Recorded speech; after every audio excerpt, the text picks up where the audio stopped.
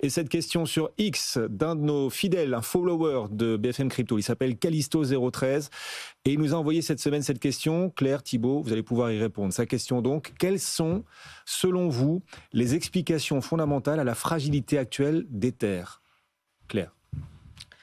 Il y en a plusieurs. La première, alors je ne sais pas si elle est fondamentale, mais je dirais que c'est simplement la concurrence d'autres protocoles qui sont arrivés avec un peu moins de, je dirais, de scrupules techniques. Alors je pense notamment à Solana, mais il y en a d'autres qui sont certes plus centralisés, certes on peut aussi dire qu'ils sont moins résilients, mais qui vont être beaucoup plus efficaces dans l'expérience utilisateur, dans la gestion des frais, dans la rapidité.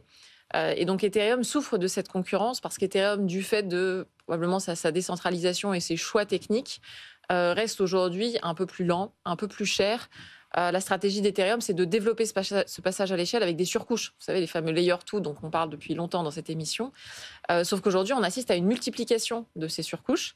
Ce qui veut dire que quand vous déployez un projet sur Ethereum, vous devez en fait le déployer sur plusieurs choses. Vous devez le déployer sur le layer 1, donc Ethereum lui-même, mais potentiellement sur plusieurs layer 2 aussi. Donc ça complexifie vos démarches techniques quand vous voulez déployer un projet sur Ethereum. Et donc ça rend Ethereum finalement de plus en plus complexe. Et certains disent, mais en fait on a refilé la patate chaude aux différentes surcouches qui aujourd'hui doivent se débrouiller pour devenir techniquement performantes et pour qu'il y ait un grand gagnant parmi ces surcouches.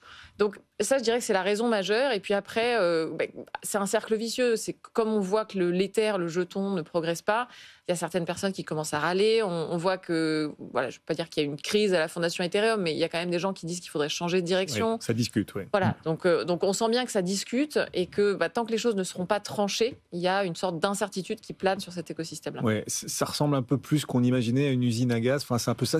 En fait, il souffre de la comparaison avec Solana là-dessus, sur la simplicité. En fait, Ether est beaucoup pointé du doigt uniquement par son prix, c'est-à-dire qu'on a l'impression qu'Ether est fragile parce qu'on regarde juste son prix, mais il n'y en a pas beaucoup qui se sont penchés sur la roadmap technique et sur ce qui se passait derrière avant de poser cette question-là. Et aujourd'hui, Ether a un petit peu le courage, entre guillemets, à tort ou à raison, de rester en ligne droite avec leur roadmap et avec leurs convictions.